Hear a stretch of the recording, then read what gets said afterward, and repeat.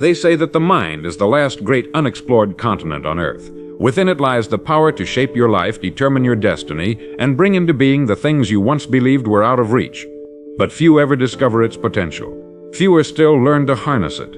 And yet the truth remains. You become what you think about, not what you wish for, not what you occasionally consider, but what you consistently, deliberately, and faithfully think about as if it were already yours. Let me ask you a question. What would happen if instead of chasing your desires from a place of lack, you began thinking from the place of ownership? What if your goal was not some distant possibility, but a current reality in your mind? If this message resonates with you so far, take a moment to support it. Like this video and subscribe. These messages exist to serve you, and your support helps them reach others who need them just as much. Now think of a man standing on the shore, gazing at the vast ocean. He wants water, but instead of dipping his hands into the tide or using a vessel, he waits. He says to the sea, "Once you fill my cup, I will believe you are generous." But the ocean does not respond to those who wait with empty hands. It responds to those who come with faith, with action, with the conviction that there is water and they already claim it. This is how the mind works. It does not yield its gifts to the passive observer. It yields to the man who assumes the position of belief. The man who thinks, not in hope, but in confidence. Not "I wish," but "I know." Not "maybe one day," but "it is mine already." You see, all achievement begins in the unseen world of thought. And what most people do not realize is that your mind is always listening to the instructions you give it. When you think as if something is already yours, you engage a law of the universe that has never failed because it is governed not by chance but by cause and effect. Thought is cause, circumstance is effect. Let me offer you an example. A young man once dreamed of owning his own company. For years he thought about the day it might happen, if the conditions were right. But one day something shifted. He stopped waiting. He began walking, talking, and thinking like a business owner. Not in arrogance, but in certainty. He dressed the part. He studied as if he were already responsible for others. He visualized decisions as if he were already leading. And within a matter of months, opportunities that once seemed impossible began to open. Was it magic? No, it was mind. He aligned his thoughts with his identity, and the world adjusted to match the man he had already become within. You may wonder, can it be that simple? And I tell you, it is that simple, and it is that difficult. Because simplicity does not mean ease, it means clarity. The difficulty is not in the concept. The difficulty is in the discipline required to stay in the mindset of already having, while the world tells you that you lack. But here's the secret. The world is only a reflection. It is a mirror. It responds to the image you hold, not with your eyes, but with your inner vision. If you hold the image of wealth, but live in fear, the fear will win. If you hold the image of success, but speak words of doubt, the doubt will take root. But if you consistently think, speak, and feel as if your dream is already in your possession, then you are no longer waiting. You are creating. This is not delusion. It is design. The same way an architect sees the building before a brick is laid. The same way a composer hears the symphony before the orchestra plays a note. The same way you must see your life not as it is, but as it shall be. And more than that, as if it already is. You are not pretending. You are preparing. You are not lying to yourself. You are leading yourself. Your mind must become the soil in which only one seed is planted: belief. The man who learns to think from the place of already having does not live in anxiety. He is not hurried. He is not desperate. He moves with calm because he has already received. He works with energy because he is not chasing. He is expressing. He speaks with power because he no longer doubts his worth. And here is the beautiful irony. The moment you stop striving to get and begin living as if you already have, life begins to give.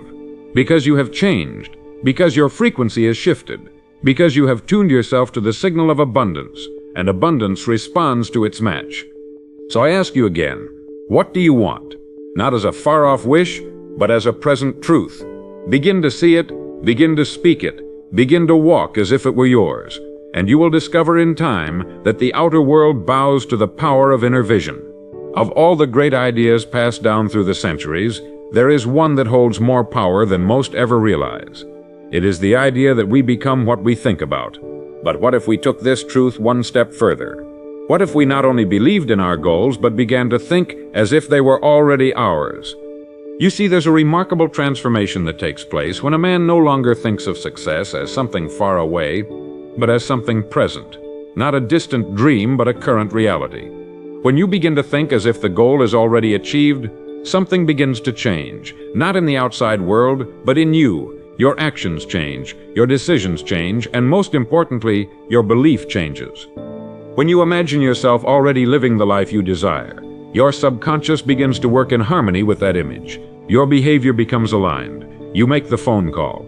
You follow through on the commitment. You stand taller, speak clearer, and move with quiet certainty. Why? Because in your mind, the result is already yours. You're simply moving toward what you've already claimed. This is no trick of psychology. It is the fulfillment of a universal law. As a man thinketh in his heart, so is he. Not so will he be, so is he. And when your inner world reflects the reality you desire, your outer world begins to catch up. Now let me ask you, what would your day look like if you acted as though your dream was already fulfilled? Would you carry yourself differently? Would you speak with more conviction? Would you make decisions from a place of fear or from a place of faith? The most successful men in history were not those who waited for proof. They moved with belief. They thought, spoke, and acted as if it was already theirs. That's not arrogance, that's vision. The man who walks into a room with quiet confidence isn't showing off. He simply knows where he's going. He isn't wondering if the world will permit him to succeed. He's already succeeded in his mind, and the world is merely catching up. We must learn to live from the outcome, not toward it. Picture a man planting a seed. He does not sit beside the soil each day wondering if a tree will grow. No, he waters it, tends to it, and expects the result. He doesn't see the tree yet, but in his mind it's already there. He believes in the harvest long before he sees the fruit. It's the same with your vision. Begin thinking from the point of achievement. Instead of saying, "One day I'll be successful," say, "This is who I am becoming. This is what I'm already aligned with." And you will be amazed at how swiftly life begins to organize itself around that belief. Far too many people live in hope, but hope is not a strategy. Hope waits, faith acts, and thought, directed by faith, is the first act of creation. There is no need to announce your vision to the world. Let your results speak for you. Begin today to live in the assumption that your success is not only possible, it is certain. Speak to yourself with authority. Treat your work with the dignity of destiny. Give no thought to failure. Think as if it's already yours. And as you do, let me remind you, if you're finding value in these messages, if they're helping to reshape the way you think and live, consider subscribing or sharing this with someone who may need to hear it. Sometimes one voice at the right moment can change everything. There is nothing more powerful than a man or woman who has made up their mind, who no longer questions if, but only asks how, who doesn't chase success but attracts it by the strength of their thoughts and the clarity of their vision. Remember, the mind is the engine and belief is the fuel. If you feed it doubt, it sputters, but feed it certainty and it soars. You don't need to see the full path. You only need to take the next step, knowing with confidence that what you seek is already seeking you. Think as if it's already yours, and soon the world won't be able to tell the difference. Most people live their entire lives waiting for the perfect moment, waiting for the right circumstances, waiting for some kind of external permission to begin. But the truth is, the moment you start thinking as if it's already yours, everything shifts. Because belief is the engine of achievement, and belief begins not in proof, but in perception. You see, the mind cannot distinguish vividly imagined reality from physical experience. It responds not only to what is, but to what is accepted as true. And this is why so many fail. They wait for evidence before they believe.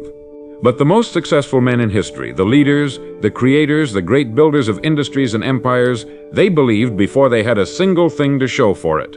They saw the invisible long before it became visible. As a man thinketh, so is he. That ancient truth is not just poetic, it is profoundly practical. The man who walks through life with the internal conviction that he already is the person he wishes to become, he begins to act differently. He carries himself differently. He begins to attract circumstances, people, and opportunities in perfect harmony with his inner state. Now here's where most misunderstand. This is not wishful thinking. It is disciplined thinking. It is the daily decision to mentally dwell in the result before the result shows itself. It is creating the mental mold into which your life will be poured. A man once said to me, "But I'll feel like a fraud if I walk around thinking I've already succeeded when I haven't." And I told him gently, "My friend, you are not a fraud for seeing your future. You are a fraud when you pretend to be less than what you're capable of. You were not meant to live small. You were not meant to shrink from your own greatness. You were designed with one of the most powerful instruments in the known universe, your mind. And this mind of yours, this incredible dynamic imaginative faculty, will deliver to you whatever you accept as reality." There is a difference between merely wanting something and assuming it as yours. Want keeps you in the position of lack. Assumption moves you to the state of possession. One is passive, the other is powerful. The man who says, "I want success," is like a beggar at the door of life. The man who says, "I already am the kind of man success belongs to," he is already walking through the halls of his future.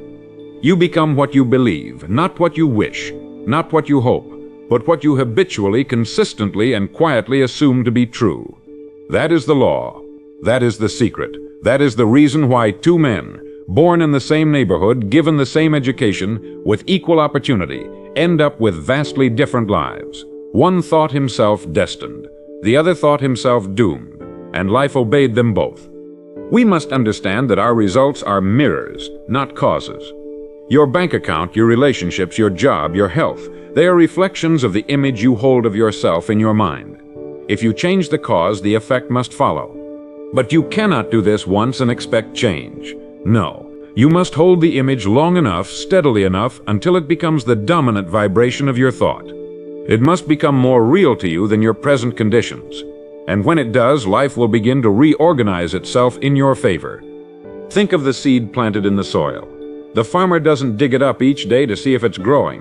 He waters it, he nurtures it, he protects it, and he trusts in the invisible law that what is planted must come to pass. So I say to you, plant the idea, not as a wish, not as a vague hope, but as a certainty, as a quiet, powerful knowing. Think as if it's already yours. Walk, speak, behave, and believe as if it cannot be otherwise. And when the world tells you to be realistic, smile politely, because what they call realism you understand to be conformity. You do not need their permission to become the man you were meant to be. You only need your decision. Most people walk through life reacting, not creating. They wake up each morning not with a vision but with a list of obligations. Their minds are consumed by what must be done, not what could be. They dwell in a state of emotional debt, paying interest on fears they never needed to borrow. And yet, buried deep within every human being is the ability to shape destiny, to imagine, to believe, to think, as if it's already theirs. Your mind, you see, is the workshop of creation, and it does not distinguish between real and imagined. What you dwell upon with clarity and consistency will take root, and what takes root in the mind begins to move silently through your behavior, your decisions, your surroundings, until one day what once existed only in your thoughts stands before you in the world. Consider this. Every great accomplishment began with a thought. Every bridge, every symphony, every invention, every movement, each was once intangible, invisible, held only in the mind of one individual who dared to believe that what was unseen could be made real. You and I are no different. You possess this same instrument of creation, your thoughts. But to use it, you must believe first. You must train your mind to act as if the life you seek is already yours. Not someday, not when conditions are perfect, but now, because thought is the cause and reality is the effect. Marcus Aurelius, the philosopher king of Rome, once said, "A man's life is what his thoughts make of it." That truth, uttered thousands of years ago, still governs your life today. And the moment you internalize it, not just intellectually but emotionally, you awaken to your true power. You stop waiting, you stop doubting, and you start living with intention. To think as if it's already yours is not arrogance, it is alignment. It is the understanding that thought precedes action, and belief precedes becoming. When you hold a picture of your ideal life in your mind and return to it daily, something miraculous begins to happen. Your subconscious accepts it as fact. Your habits follow. Your language changes. Your presence changes. The world senses this shift and begins to rearrange in accordance with it. You've likely heard the phrase, "fake it till you make it." But I propose something far greater. Think it until you live it. Let your thoughts build the scaffold of your new reality. Let your words be bricks. Let your actions be mortar. And in time, you will inhabit the very thing you once imagined. This isn't just philosophy. This is the very law of creation. When you decide with finality, when you believe without hesitation, you begin to move with a sense of purpose. Doors begin to open. Opportunities appear. You attract the resources, the people, and the guidance you need. Why? Because your mind is no longer broadcasting confusion. It is sending a clear and certain signal to the world. The tragedy is that most people send mixed signals. They want wealth, but they focus on lack. They want love, but they dwell in fear. They want health, but they identify with sickness. And so they continue to attract what they don't want, because that's where their thoughts live. But you can change that. You can choose a new mental address, starting today. You can move your dominant thoughts to a place of certainty, of peace, of strength. And when you do, everything around you will begin to reflect that change. Imagine the life you want, see it vividly, feel it deeply, walk through it in your mind as if it's already real. Speak as if it's done, act as if it's yours, and you'll begin to notice something profound. Resistance begins to fade, doubt starts to retreat. And in its place comes a quiet confidence that no one can give you and no one can take away. Because now you're not simply hoping, you're not merely wishing, you are thinking as if it's already yours. And thought, when held with conviction, becomes belief. Belief, when expressed through action, becomes reality. And reality, my friend, begins within you. You and I possess something remarkable, something more valuable than any material asset, and yet something so subtle that most people never fully harness it. That something is the ability to think, but not just to think casually as we might do in idle conversation. I mean the rare, deliberate act of thinking with vision, thinking with belief, thinking with certainty. The kind of thinking that bends the future toward you. There is a kind of thought that creates not the fleeting, wishful sort that vanishes in the face of doubt, but thought that is backed by conviction, clarity, and expectation. It is the thinking that assumes the result is already secured, that the goal is already achieved, that the dream is already real. And in the strange and powerful way that this world works, it begins to conform to that very belief. A man becomes what he thinks about. We've said this before, but let's now go one layer deeper. A man becomes what he believes about himself in silence. Because thought alone is not enough. It is belief in motion that moves mountains. Belief not in vague hopes, but in a defined picture. A picture seen so clearly and felt so deeply that the mind cannot tell the difference between imagination and reality. This is where the power lies. On our shooter, think as if it's already yours. Think as though the ink has already dried, as though the house is already built, the promotion already earned, the peace already felt. Don't beg for what you want. Don't plead. That is not the way of those who understand the laws that govern success. Assume it, accept it, live it in the quiet of your inner world, and in time, it will appear in the outer world. But this takes more than mere repetition of affirmations. It takes emotional alignment. It takes belief so steady that it does not shake in the winds of delay or disappointment. It takes holding the image of your success with the same certainty that you hold your name. Many people ask, how long should I keep thinking about it? And the answer is simple: until it comes. You would not dig up a seed each morning to check on its growth. You would plant it, water it, tend to it, and trust the process. The same is true for your vision. Think in alignment, then act in alignment, and then allow time to do its perfect work. This is not wishful daydreaming. It is not fantasy. It is not deception. It is faith, faith in action. And faith, as it has been said, is the substance of things hoped for, the evidence of things not seen. Let me give you a story. A young man with very little to his name once imagined himself delivering speeches to crowds of thousands. He did not have the resources, the platform, or the reputation, but he had the picture. Each night before he fell asleep, he saw himself on stage, he heard the applause, he felt the light on his face, and each day he walked and spoke and studied as though the crowd were already listening. Within 5 years, it became his reality. What changed? Not the world. The world only responded to what he believed. And so it is with you. Begin today to practice the art of confident thinking. Not ego, not arrogance, but quiet knowing, the kind that carries no need to explain or prove. It simply is. When you walk, walk with purpose. When you speak, speak with vision. When you act, act as though the outcome is already settled. You must learn to think, like the man who already has what you desire, because that man thinks differently. He wakes up with calm, he moves with intention. He does not seek approval, he does not speak in doubt. He knows where he's going, and because of that, the world opens up before him. There will be times, of course, when your mind is tempted to waver, to question, to fear, to wonder if you're deluding yourself. This is natural, but you must persist, because the mind, like any muscle, is trained by repetition and consistency.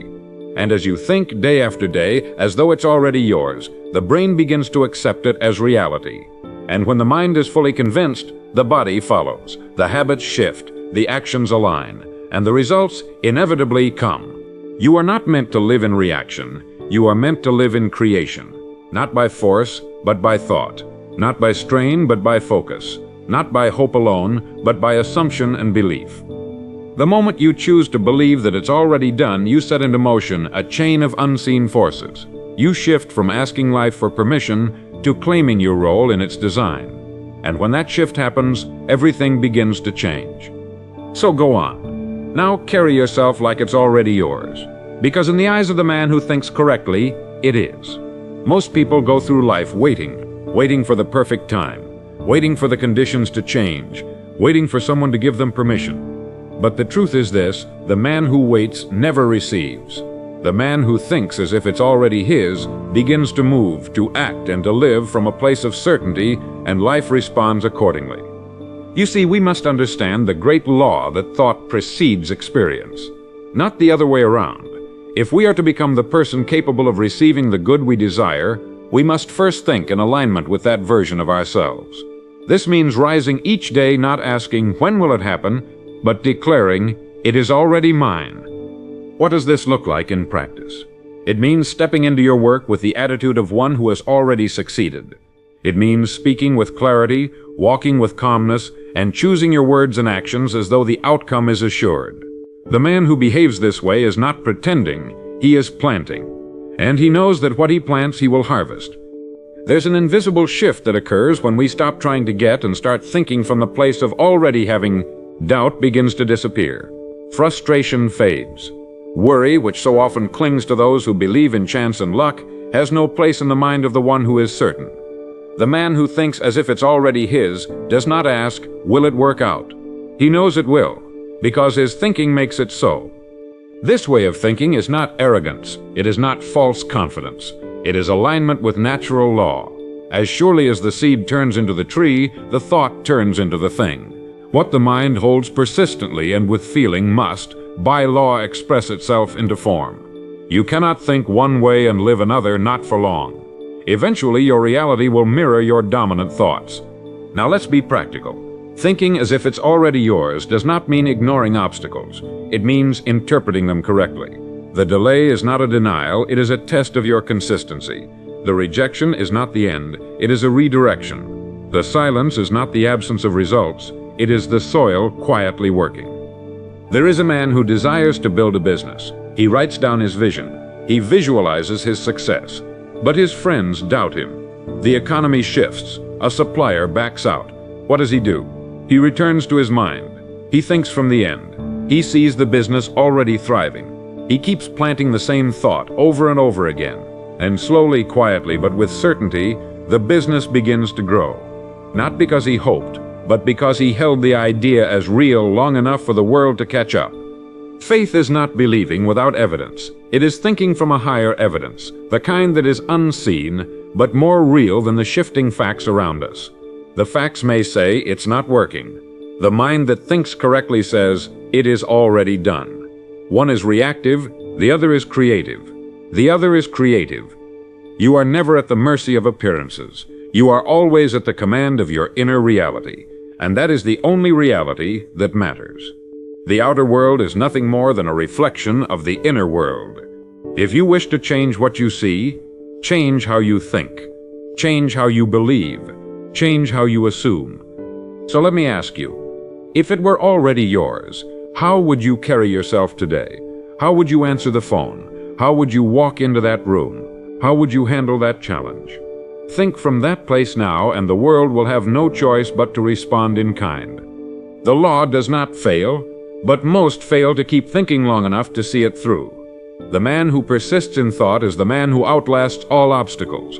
He is not shaken by temporary appearances, because he lives from a permanent understanding that what is his by belief will be his in form.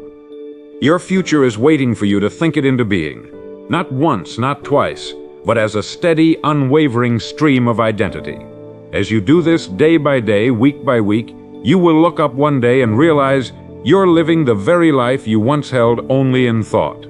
But it was never only a thought. It was always the beginning of everything. Somewhere, maybe even today, a man will wake up and realize he's tired of carrying the weight. Not the weight of responsibility, not the weight of purpose, but the unnecessary weight of fear, doubt, and mental tension. He's tired of overthinking every decision, tired of replaying conversations in his head, tired of imagining failure before he's even tried. And in that moment, he will make a choice, a quiet, inward choice. He will decide, I will no longer let worry be the loudest voice in my mind. That is the moment everything begins to change. Because when a man stops worrying, he doesn't become reckless.